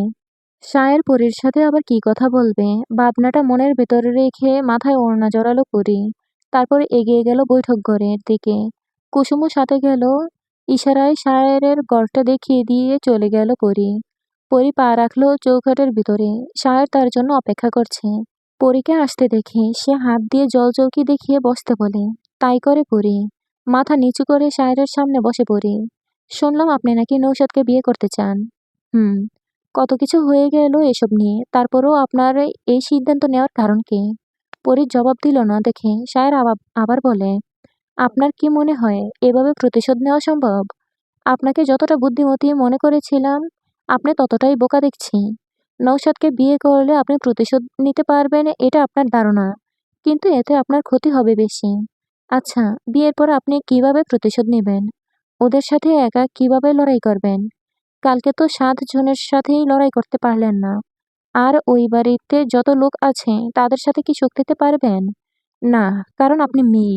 একজন দুজনের সাথে পারলেও শতজনের সাথে পারবেন না। আর আপনার বাবাকে তো চেনেন। দরকার পড়লে আপনাকে খুন করে ফেলবে, তবুও নৌশাদের সাথে আপনার বিয়ে দেবেন না। নিজের বিপদ ডেকে আনবেন না। আর মাথা গরম না করে ঠান্ডা মাথায় ভাবুন। তাহলেই বুঝতে পারবেন একা যুদ্ধে জয় করা অনেক কঠিন। আপনি যা ভাবছেন তা আপনার জন্য বিপজ্জনক। তাই ওসব চিন্তা বাদ দিন। তার জন্য আমরা সবাই আছি। আপনি ঘরের দিক সামলান। আমি জানি আপনি শক্ত মনের মানুষ। কিন্তু আপনার মা এবং বোন কিন্তু তা নয়। যা করবেন ভেবে করবেন। আমিও আবারও বলছি, এভাবেই কখনো প্রতিশোধ নেওয়া সম্ভব না। ঠান্ডা রাখুন মাথা।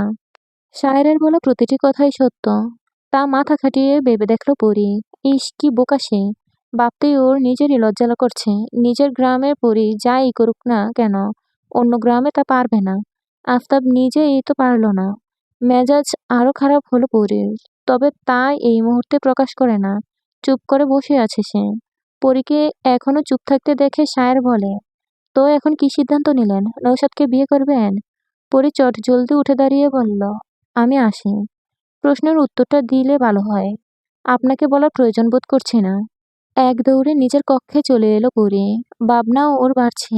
কবিরের কাছে তাহলে ও পৌঁছাবে কিভাবে? রূপালীকে করা আঘাতগুলো পরীকে পোড়াচ্ছে ক্ষোভ। সহ্য হচ্ছে না পরীর। কবিরকে খুন করতে পারলে ভালো হতো। কিছু একটা মনে করে পরী ছুটল নিচতলায়। পথেই মালা ওকে টেনে ধরে কলপারে নিয়ে যায়। কয়েক বালতি ভর্তি পানি, আরেক বালতি ভরার জন্য কল চাপছে কুসুম। মালা পরীকে বসিয়ে মাথায় পানি ঢালতে লাগলো। অবাক হয়ে পরী বলে, আম্মা করেন কি? চুপ থাক, সবসময় মাথা গরম থাকে। আইস সব ঠান্ডা করে দিতাছি। হতাশ হলো পরী। মাথায় পানি ঢাললে তো মাথা ঠান্ডা হবে, কিন্তু ওর মনে যা দাবানল হচ্ছে তা কিভাবে ঠান্ডা হবে? পরী মাথা তুলে মায়ের দিকে তাকিয়ে বলে, মাথায় তো ঠান্ডা পানি দিতাছেন, পরানে ঠান্ডা পানি কেমনে দিবেন? মালার হাত থেমে গেল। আর পানি উঠাতে পারলেন না তিনি। কুসুমকে পানি ঢালতে বলে চলে গেলেন। কেটে গেছে 2 দিন। এই 2 দিনে পরী শুধু সায়েরের কথাগুলো ভেবেছে। একবার নয়, বারবার ভেবেছে। এটা করলে অনেক বড় ক্ষতি হতো পরীর। তাই ওসব বাদ দিয়েছে পরী। আজকে নিঃশব্দে বিন্দু এসে পরীর পাশে দাঁড়ালো। বিন্দুর অস্তিত্ব পেয়ে ফিরে তাকালো পরী। প্রিয় সখীর মুখটা দেখে খুশি হতে পারল না পরী, কেননা আজকে যে সে মুখ বার করে রেখেছে। বিন্দু বিরসচিত্ত বদনের দিকে তাকিয়ে পরী জিজ্ঞেস করে, কি হয়েছে বিন্দু, মুখটা শুকনো কেন? প্রশ্নের জবাবে কেঁদে দিল বিন্দু। মুক্তার অশ্রুগুলো হানা দিল শ্যামা কপলে। পরী চিন্তিত হলো বিন্দুর চোখে পানি দেখে। যে গজদন্তনির ঠোঁটে সর্বদা হাসি থাকত, আজ সে ঠোঁটে কান্নায় ভেঙেছে। কি হয়েছে বিন্দু, বল আমাকে। পরী, আমি মনে হয় মাঝরে পামু না রে। বলেই বিন্দুর কান্নার বেগ বাড়ল। পরী ওর চোখের জল মুছে দিয়ে বলে, আগে আমারে সব বল, না হলে বুঝবো কিভাবে। ওই দিন মাঝি আমারে কাপড় দিছে, সিঁদুরের কৌটা দিছে, এই কথা কেডা জানি আমার মায়ের কাছে কইয়া দিছে। মা আমারে অনেক মারছে পরী, আমার লাল কাপড়টা পুরাইয়া দিছে। অহন সিঁদুরের কৌটাটা কোথায় তা জিগাইতাছে। আমি কি করবো পরী? বলে দে, তুই সম্পান মাঝিকে ভালোবাসিস, বিয়ে করতে চাস, আর সম্পান মাঝিও এখন তোকে বিয়ে করতে পারবে। কইছি পরী, কিন্তু মা বিয়া দিবে না মাঝির লগে। মাঝির নাকি বাপের পরিচয় নাই, হ্যার মায়ও নাকি জানে না হ্যার বাপ কেডা। বিন্দুর কথায় বিস্মিত হলো না পরী। সম্পান যে পিত্রহীন তা জানে পরী। গর্ভবতী অবস্থায় নিজের ভাইয়ের বাড়িতে উঠেছিল সম্পানের মা। নিজের বোন বলে সেদিনে সম্পানের মামা তাকে থাকার জায়গা দিয়েছিল। বাড়ির এক কোণে ছোট্ট একটা ঘর তুলেছিল সম্পানের মা রাখি। সেখানেই জন্ম সম্পানের।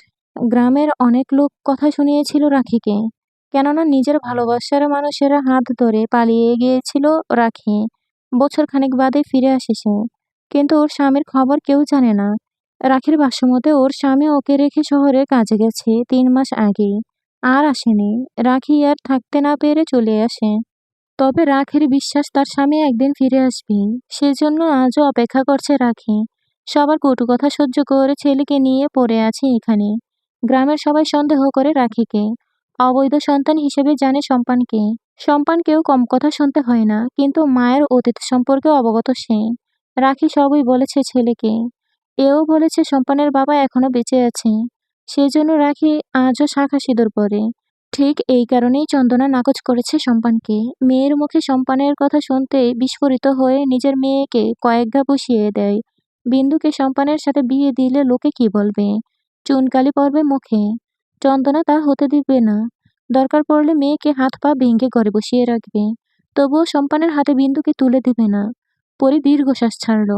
বিন্দুর হাত ধরে টেনে পালঙ্কের ওপর বসিয়ে বলল, চিন্তা করিস না, তোর বিয়ে সম্পান মাঝির সাথেই হবে, আপাতত চুপচাপ থাক। সম্পান মাঝি এখন কোথায়? বিন্দু নাক টেনে জবাব দিল, শহরে গেছে, আইব কবে জানি না। এক কাজ কর তুই, তোর মাকে কিছু বুঝতে দিবি না। বার বান্দরবি যে তুই সম্পান মাঝিকে ভুলে গেছিস। সম্পান মাঝি আগে গ্রামে ফিরে আসুক, তারপর পরবর্তী চিন্তা ভাবনা করা যাবে। বিন্দু জড়িয়ে ধরে পরীকে, চোখের জলে ভাসল পরীর কাঁধ। সে জোরে জোরে কাঁদতে কাঁদতে বলে, আমি মাঝিরে ছাড়া বাঁচব না পরী, সত্যি মইরা যামু। নিজের থেকে বিন্দুকে ছাড়িয়ে নিল পরী। রেগে গিয়ে বলল, মরার কথা বলস কেন, থাপ্পড় চিনস? যা বলছি তাই করবি, এখন বাড়িতে যা। নিজেকে ধাতস্থ করে উঠে দাঁড়ালো বিন্দু। দরজা পর্যন্ত যেতেই পরীর ডাকে ঘুরে দাঁড়ালো সে। বিন্দু, মানুষ পাগলের মতো ভালোবাসে কেমনে? এতক্ষণে একটুখানি হাসলো বিন্দু। ঠোঁটের হাসির রেশ ধরেই বলে, পাগলের মতো কেউ ভালোবাসে না, ভালোবেসেই মানুষ পাগল হয়। সুখান পাগলার মতো? কি জানি, আমি তো আর দেখিনি সুখান পাগলা ওর বউরে কেমন না ভালোবাসতো। একটুখানি চুপ থেকে বিন্দু আবার বলল, সত্যি ভালোবাসলে মানুষ পাগল হবেই, কেউ বাইরে থেকে তো কেউ ভিতর থেকে। বিন্দুর প্রস্থানও পরীর গোর কাটল না। তবে বিন্দুর কথাটা বাস্তব। সত্যিকারের ভালোবাসা একটা মানুষকে পাগল বানিয়ে দেয়। প্রিয় মানুষকে হারানোর যন্ত্রণা সবাই সহ্য করতে পারে না। যারা সহ্য করতে পারে তারা মন থেকে ভেঙে পড়ে। আর যাদের সহ্য হয় না তারা মানসিক চাপ সহ্য করতে না পেরে পাগল হয়ে যায়। শরীরের ক্ষত সারানো গেলেও মনের ক্ষত সারানো সম্ভব না। পুরনো স্মৃতি আঁকড়ে ধরে বেঁচে থাকে কঠিন অনেক। প্রতিদিন মৃত্যু সমতুল্য যন্ত্রণা নিয়ে এগিয়ে যাওয়া সহজ কাজ নয়। অভাব অনটন টাকা পয়সাহীন অসহায় হয়েও বেঁচে থাকা যায়, কিন্তু বেদনাময় অতীতকে সাথে নিয়ে বেঁচে থাকা অধিকতম কষ্টকর। তার জলজ্যান্ত প্রমাণ সুখান পাগল। নিজের প্রিয়তমাকে হারিয়ে সে নিজেই ঠিক রাখতে পারেনি। নিজের প্রিয়তমাকে হারিয়ে সে নিজেকে ঠিক রাখতে পারেনি। তার স্মৃতিচারণ করতে করতে আজ সে এমন স্থানে এসেছে যে এখন তার স্মৃতিতে তার প্রিয়তম ছাড়া অন্য কোনো কিছুই নেই। পরি শুধু ভাবছে, কিভাবে মানুষ এত ভালোবাসতে পারে। কই, সে তো কাউকে ভালোবাসতে পারছে না। তার জীবনে তো কেউ আসেনি এখনো। কিভাবে সে বুঝবে যে একটা মানুষ তাকে ভীষণ ভালোবাসে? সোনালি, বিন্দু আর সুখান নিজেদের ভালোবাসার প্রমাণ দিয়েছে। পরীকে কেউ কি তার ভালোবাসার প্রমাণ দেবে না? নাকি পরী নিজেই তার ভালোবাসা খুঁজে নেবে? কিন্তু কিভাবে?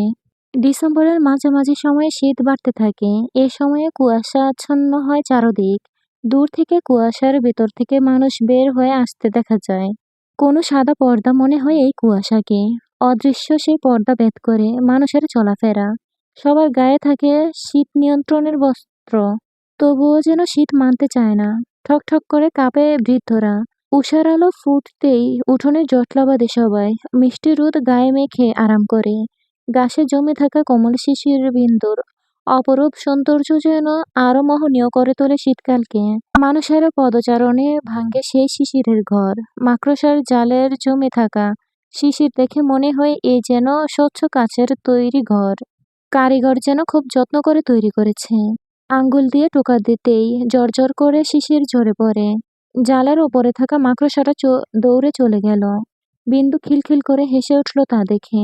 এই কাজটা করতে ওর ভীষণ ভালো লাগে। এই জন্য সে শীতকালের অপেক্ষায় থাকে। কি গো কারিগর, পলাইলা কেন?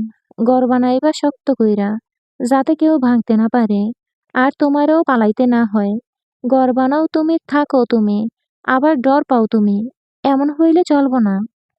আবার উচ্চস্বরে হেসে ওঠে বিন্দু। ওর হাসিতে মুখরিত হয় কুয়াশাময় সকাল। খেজুর গাছের উপর থেকে মহেশ মেয়ের হাসির শব্দ শুনে হাঁক ছাড়ে। কি রে মা, কার লগে কথা কইয়া হাসস? রসের হাঁড়িটা শক্ত হাতে ধরে বাবার পানে চেয়ে বিন্দু বলে, কিছু না, তুমি নামো তাড়াতাড়ি। মহেশ ধীর গতিতে নেমে পড়ল। বাবার হাত থেকে আরেকটা হাঁড়ি সে হাতে নিল। লম্বা বাঁশের দুই প্রান্তে ৬টা করে মোট ১২টা রস ভর্তি হাঁড়ি বাঁধা, আর বিন্দুর হাতে দুটো। মহেশ বাঁশটা কাঁধে নিয়ে বাড়ির পথে রওনা দিল। বিন্দু চলল বাবার পিছু পিছু। শীতকালে মাছ ধরে না মহেশ, কারণ তখন পানি শুকিয়ে যায়। পদ্মায় জাল ফেলে তখন মাছ পাওয়া দুষ্কর। খেজুর গাছ কেটে রস সংগ্রহ করে বাজারে বিক্রি করে সে। আর চন্দনা বাড়ির আঙ্গিনায় সবজি চাষ করে। তা নিয়েই চলে সংসার। এখনো সূর্য আলোর দেখা দেয়নি। এই সময়ে রোজ মহেশ আর বিন্দু বের হয় রস আনতে। বাবার সাথে যেতে বিন্দুর বেশ ভালো লাগে। মহেশ আর বিন্দুর আগমনে দৌড়ে যায় সখা। রসের হাঁড়ি হাতে নিয়ে খুশিতে গদগদ করে মায়ের কাছে গেল। চন্দনা বড় পাতিলে চাপিয়েছে মাটির চুলায়। ইন্দু উনুন ধরাচ্ছে। চন্দনা এক হাঁড়ির রস বিন্দুর হাতে দিয়ে জমিদার বাড়িতে দিয়ে আসতে বলে। বিন্দুও সাথে সাথে ছুটল। মেয়ের যাওয়ার পানির দিকে তাকিয়ে দীর্ঘশ্বাস ফেলল চন্দনা। মেয়েটার মাথা থেকে যে সম্পানের বোধ নেমেছে তাতেই সন্তুষ্ট সে, না হলে রক্ষে ছিল না। গায়ের মানুষ যে ছি ছি করত। বাপের নাই খবর, না জানি কোন আকাম করে বাচ্চা জন্ম দিয়েছে। ভালোই হয়েছে বিন্দু বুঝতে পেরেছে। চন্দনা মহেশকে ডেকে বলে, হ্যাঁ গো শুনছ? পশ্চিম পাড়া থাইকা বিন্দুর লাইগা একখানা সম্বন্ধ হইছে। পোলা খুব বালা, শহরে কাম করে। ফুলি বউ আইয়া কইল, আমি কিছুই কই নাই, তুমি একটু খোঁজ নিয়ে দেখো, ভালো হইলে আগামো। মহেশ মাথা নেড়ে বলে, দেখ মনে, পোলা যদি ভালো হয় তাইলে আমি আপত্তি করবো না। আমার বড় মাইয়া ভালো থাক, এইটা আমি চাই। স্বামীর কথায় আনন্দিত হলো চন্দনা। মেয়েকে ভালো করে বিয়ে দিতে পারলেই খুশি সে। দিন দিন গায়ের রং আরো চাপা হচ্ছে বিন্দুর। হবেই বা না কেন, সারাদিন রোদে টোকরা বেঁধে বেড়ায়, এমন তো হবেই। না হলে মেয়েটা আরেকটু ফর্সা হতো বলে মনে করে চন্দনা।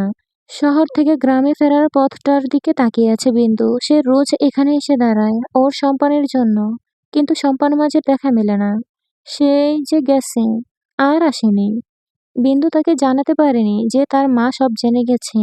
সেদিন পরীর কথা মতো কাজ করেছিল বিন্দু। চন্দনা প্রথমে বিশ্বাস না করলেও বিন্দুর হাবভাব বুঝেছে। তার মেয়ে সম্পানকে ভুলে গেছে। কিন্তু বিন্দুর মনে সম্পানের জন্য এখনো আগের মতোই ভালোবাসা আছে। তা ঘুণা করেও টের পায়নি চন্দনা। বিন্দু প্রতিদিন অপেক্ষা করে কবে আসবে তার মাঝি, কবে লাল রঙের রঙিন করবে তার সিঁথি। মন যে আর মানছে না, বিরহের দহনে পুড়ছে মন, জ্বলছে যাচ্ছে সারা অঙ্গখানি। কবে তার প্রিয়তমের হাতের ছোঁয়ায় ঠান্ডা করবে মন। যন্ত্রণায় সে যে ছটফট করছে। অশান্ত মনকে মিথ্যা সান্ত্বনা দিতে দিতে বিন্দু এগিয়ে চলল জমিদার বাড়ির দিকে। জমিদার বাড়িতে লোকজনের সমাগম সবসময়ই থাকে। আজকে এর বিচার তো কালকে ওর বিচার। কাজ নিয়ে সব সময় দরবার হতেই থাকে। পাহারা তো আছেই। শামসুদ্দিনের ওপর পাল্টা হামলা করা হয়নি আর। পুলিশ কেস হয়ে গিয়েছে। পুলিশ দুই পক্ষের কঠিন হুঁশিয়ারি করে গিয়েছে। এরপর কোনো সংঘর্ষ হলে পুলিশ তাদের গ্রেফতার করতে বাধ্য হবে। এই কথায় দুই পক্ষ দমে যায়। তবে সুযোগ পেলে কেউ কাউকে ছেড়ে দেবে না। সপ্তবর্ণের রক্ষীদের পাশ কাটিয়ে অন্দরে ঢুকল বিন্দু। উঠোনের এক কোণে একটু রোদ এসে পড়েছে। মালা সেখানে বসে রোদ পোহাচ্ছে। শরীরটা তেমন ভালো নেই, তাই রান্না করতে যায়নি। জেসমিন আর বাকিরা সব দেখছে। বিন্দু মালার দিকে এগিয়ে গিয়ে বলে, জেডি, তোমাগো রস রান্ধন করে দিয়ে সাধে যত পড়ে আছে, ওরে ডাইকা নিয়ে আয়, রস খাইবনে। বিন্দু তাই করলো। এই সকালবেলা পরি ছাদে কি করে তা ভাবতে ভাবতে ছাদে উঠল বিন্দু। পরি বেলি ফুল ছিঁড়ে চুলে গাঁথছিল। বেলি ফুল তার ভীষণ প্রিয়। মন মাতানো তার সুবাস। এই সুবাস নিতে সে ছাদে আসে।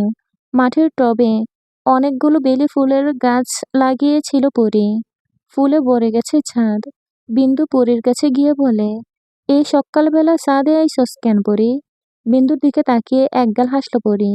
কানে দুটো ফুল গুজে বলল, দেখ তো কেমন লাগছে। তুই তো এমনিই সুন্দর। তোর গায়ে আছে বইলা ফুলগুলাও সুন্দর লাগতাছে, কিন্তু ওই গাছের ফুলগুলা সুন্দর লাগতাছে না। পরি শব্দ করে হাসলো। বিন্দুর মুখে পরির সব সময় নিজের প্রশংসা পায়। পরি বিন্দুর কানে দুটো ফুল গুজে দিয়ে বলে, তোকে আরো বেশি সুন্দর লাগছে। ইস, আমি তো কালো। আমার দেখা সবচেয়ে সুন্দর নারী তুই। তুই সুন্দর বলেই সম্পান মাঝির ভালোবাসা পেয়েছিস, আর আমি এখনো পাইনি। সম্পানের নাম শুনে বিন্দুর মুখের হাসি মিলিয়ে গেল। গোমরা মুখে বলল, মাঝি তো এখনো আইলো না পরি। পরি বিন্দুর চিবুক স্পর্শ করে বলে, চিন্তা করিস না, এসে পড়বে। চল রস খাই। বিন্দু প্রতিদিনই জমিদার বাড়িতে রস দিতে আসে। কারণ জুম্মান আর পরি সকালবেলা ঠান্ডা রস খেতে খুব ভালোবাসে। দুটো গ্লাসে রস নিয়ে বসে আছে মালা। পরি দৌড়ে এসে বসে। কোথা থেকে জুম্মানও চলে আসে। নিজের গ্লাসটা হাতে নিয়ে পরীকে বলে, আপা চলো দেখি কে আগে সব রস খেতে পারবে। আচ্ছা দেখি। দুজনেই একসাথে গ্লাসে চুমুক দিল। একটু খেয়েই দুজনে কাশতে লাগলো। এত ঠান্ডা রস কি তাড়াতাড়ি খাওয়া যায়? মালা ধমক দিয়ে বলে, আস্তে খা, নাইলে খাইতে দিমু না আর। সাথে সাথে চুপ হয়ে গেল দুজনেই। আস্তে আস্তে রস পান করলো দুজনে। দুদিন পর সম্পান বাড়ি ফিরল। এবার আসার সময় বিন্দুর জন্য আরেকটা শাড়ি এনেছে, সাথে কিছু চুড়ি ফিতা। বিন্দুর কানে খবর যেতেই সে খুশিতে আত্মহারা হয়ে গেল। তার মাঝি এসেছে। এবার তাহলে ওকে এখান থেকে নিয়ে যাবে। বিন্দুর খুশি লাগছে অনেক। বাড়ি থেকে বের হওয়ার বাহানা খুঁজছে সে। সম্পানকে একটু চোখের দেখা দেখবে, কিন্তু চন্দনা এটা ওটা বলে আটকে দিচ্ছে বিন্দুকে। তখনই ফুলি এলো চন্দনার কাছে। এসেই বলল, কি গো তাড়াতাড়ি করো, ওরা আইলো বইলা। মহেশ কৌ? অতঃপর তিনি বিন্দুর দিকে তাকিয়ে বলে, আরে তুই এইখানে খাড়ায় আসস কেন? ভালো একখান কাপড় পর। বিন্দু আগাগোড়া কিছুই বুঝতাছে না। কে আসবে? আর ওর মা কেন এত আয়োজন করছে? বিন্দু কিছু বলার আগেই মহেশ মিষ্টি নিয়ে এসে চন্দনার হাতে দিল। চন্দনা বিন্দুকে নতুন কাপড় পরতে পাঠালো। মনে সংশয় নিয়ে নতুন কাপড় পরলো বিন্দু। চন্দনার কাছে কিছু জিজ্ঞেস করলেই ধমক দিচ্ছেন। ইন্দু নিজের বোনকে সুন্দর করে সাজিয়ে দিল। চুল বেঁধে চোখে কাজল পরিয়ে দিল। বিন্দু চুপ করে দাঁড়িয়ে আছে। পাত্রপক্ষই এসে পড়েছে। তাদের খাবার এগিয়ে দিচ্ছেন চন্দনা আর ফুলি। সাথে মহেশও আছে। মহেশ খবর নিয়েছে ছেলের। খুবই ভালো ছেলে, তার মেয়ে সুখেই থাকবে সেখানে, তাই সেও রাজি। বিন্দুকে দেখে সবাই পছন্দ করে। তা শুনে চন্দনার খুশি দেখে কি। বিয়ের দিনও ঠিক হয়ে গেল। এখন পৌষ মাস চলছে। পৌষ মাসে বিয়ে হওয়া অমঙ্গল, তাই মাঘ মাসের শুরুতে বিয়ে ঠিক হয়। কেউ গিয়ে বিন্দুকে জিজ্ঞেস করেও না সে যে বিয়েতে রাজি কিনা, সে অন্য কাউকে ভালোবাসে কিনা। সবাই তাদের মতামত দিচ্ছে। বিন্দু আর অপেক্ষা করল না। পাত্রপক্ষ চলে যেতেই সে ছুটে লাগালো। হলুদ সর্ষে ক্ষেতের পাশ দিয়ে দৌড়ানো রমণের চক্ষু যুগল বেজা। কাজল লেপটে গেছে চোখের জলে। শাড়ির আঁচল সর্ষে খেতে গড়াগড়ি খাচ্ছে। কোনো দিকে তাকাচ্ছে না সেই শ্যামবতী। সে দৌড় থামালো সম্পানের বাড়িতে গিয়ে। রাখিকে জড়িয়ে ধরে কাঁদতে লাগলো বিন্দু। আচমকা বিন্দুর কাজে বরকে গেল রাখি। সম্পান ঘুমিয়েছিল। বিন্দুর কান্না ওর ঘুম ভাঙল। উঠে এলো সে। বিন্দু রাখিকে জড়িয়ে ধরে বলতে লাগলো, আমারে তোমার পোলার বউ বানাও গো জেঠি, নাইলে এই বিন্দু মইরা যাইব। ওরা আমার চিতা সাজাইতাছে যে। সম্পান টেনে তুলল বিন্দুকে। ইস, চোখের পানিতে কাজল ধুয়ে গালে লেগে আছে, চোখ দুটো ফুলে গেছে। সারা রাস্তা কাঁদতে কাঁদতে এসেছে। সম্পান বিন্দুর চোখের পানি মুছে দিয়ে বলে, কি হয়েছে বিন্দু? আমারে ক। ফুপাতে ফুপাতে বিন্দু বলল, মা আমার বিয়া ঠিক করছে মাঝি। আমি ওই পোলারে বিয়া করবো না। আমি তো তোমার ঘরের বউ হইতে চাই মাঝি। ওরা কেন বুঝে না? বিন্দু ঝাঁপিয়ে পড়ল ওর প্রিয়তম মাঝির বুকে, আষ্টেপৃষ্ঠে আঁকড়ে ধরে সম্পানকে। তড়িৎ গতিতে সবকিছু হওয়াতে সম্পান ভরকে গেল। বিন্দু সম্পানকে ছেড়ে সোজা হয়ে দাঁড়িয়ে বলে, তোমারে ভোলার আগে আমি নিজেরই বলবো। আমার শরীর নিস্তব্ধ হইব, চোখের পাতা বন্ধ হইব, হাত পা ঠান্ডা হইব, নিঃশ্বাস শেষ হইব, তাও আমি তোমারে ভুলবো না। আমি থাকতে পারবো না মাঝি। তোমার নামের সিঁদুর ছাড়া অন্য নামের সিঁদুর আমার মাথায় পড়ার আগেই যেন আমার মরণ হয়। বিন্দু, কস কি ইয়া? চুপ থাক। তুই আমার বউ হবি, নাইলে কারোর বউ হবি না। বলেই সম্পান অসহায় দৃষ্টিতে রাখির দিকে তাকালো। রাখি ছেলের সম্পর্কে অবগত। বিন্দুকে তিনি ছেলের বউ হিসেবে দেখতে চান। আজকে বিন্দুর কান্না দেখে তারও কষ্ট হচ্ছে। রাখি সম্পানকে উদ্দেশ্য করে বলে, চল সম্পান, আমি আইজি কথা কমু বিন্দুর মার লগে। রাখি সম্পান আর বিন্দুকে নিয়ে উপস্থিত হলো চন্দনার কাছে। বাড়িতে তখন বিন্দুর খোঁজ চলছিল। চন্দনা ভাবছিল মেয়েটা গেল কোথায়। তখনই ওদের তিনজনকে আসতে দেখে সেদিকে এগোয় চন্দনা। রাখি চন্দনার হাত দুটো ধরে বলে, তোমার মাইয়ার হাত দুইটা আমার পোলার লাইগা ভিক্ষা চাই গো দিদি। ওরা দুইজন দুইজনকে পছন্দ করে। বিয়া হইলে সুখে থাকবো। রেগে গেল চন্দনা। জারি মেরে হাত ছাড়িয়ে নিয়ে বলল, দূর হ বাড়ি থেইকা। তোর পোলার জন্মের ঠিক নাই। আবার ওই পোলার লগে আমার মাইয়ার বিয়া দেবার কয়। শখ কত! ওর লগে মাইয়া বিয়া দিলে লোকে ছি ছি করবো। না দিদি, ওর বাপ আছে। তা কয়জন ওই পোলার বাপ? ভুল বুঝেন না দিদি, আমার সম্পানের বাপ আছে। তার কোনো খোঁজ নাই। আমার গায়ে কোনো কলঙ্ক নাই দিদি। হইছে, আর কথা কইও না। একটা বেজন্মা পোলার হাতে আমি আমার মাইয়া দিব না। এই পর্যায়ে সম্পান ভয়ানক রেগে গেল। তেড়ে গেল চন্দনার দিকে। রাখি টেনে ধরে সম্পানকে। আমার মার নামে খারাপ কথা কইলে আপনার গায়ে হাত উঠবো কইলাম। চন্দনা চেঁচিয়ে বলে, পোলার সাহস কত বড়! আমারে মারবো, আবার আমার মাইয়ার বিয়ে করব। এই নেমুক খারাম, বের হ আমার বাড়ি থেইকা। চেঁচামেচিতে লোকজন জড়ো হয়েছে, তবে কেউই কথা বলছে না। সম্পান পাল্টা জবাব দিচ্ছে আর চন্দনাও খারাপ খারাপ কথা বলছে। শেষে মহেশ এসে চন্দনাকে টেনে সরিয়ে নিল। এখানে মহেশ নিজেও কিছু বলতে পারছে না। চন্দনার কথাই শেষ কথা। কয়েকজনে সম্পানকে বাড়ি যেতে বলল। যার মেয়ে সে বিয়ে না দিলে কার কি করার আছে। অবশেষে সম্পান মাকে নিয়ে ফিরে গেল। বিন্দু দৌড়ে পরীর কাছে গেল। এই মুহূর্তে পরি ব্যতীত কেউ ওর সমস্যার সমাধান করতে পারবে না। চন্দনার বাসা শুনে বিন্দু আর সেখানে দাঁড়ায়নি।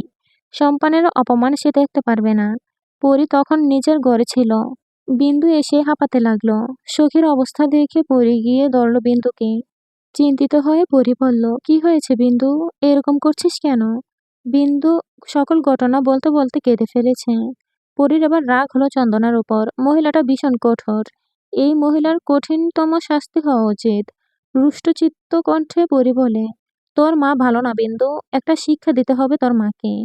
আমি জানি না তুই কি করবি, কিন্তু আমারে বাঁচা। মাঝিরে ছাড়া আমি থাকতে পারবো না। পরি বিন্দুকে শান্ত হতে বলে। পরি নিজে গিয়ে কিছু বলতে পারবে না, কেননা সে নিজেই চুক্তিবদ্ধ মায়ের কাছে। তাই যা করার বিন্দু আর সম্পানকেই করতে হবে। পরি কাঠের আলমারি থেকে বিন্দুর সিঁদুর কৌটা বের করে বলল, সিঁদুর পরলেই তো বিয়ে হয়, তাই না বিন্দু?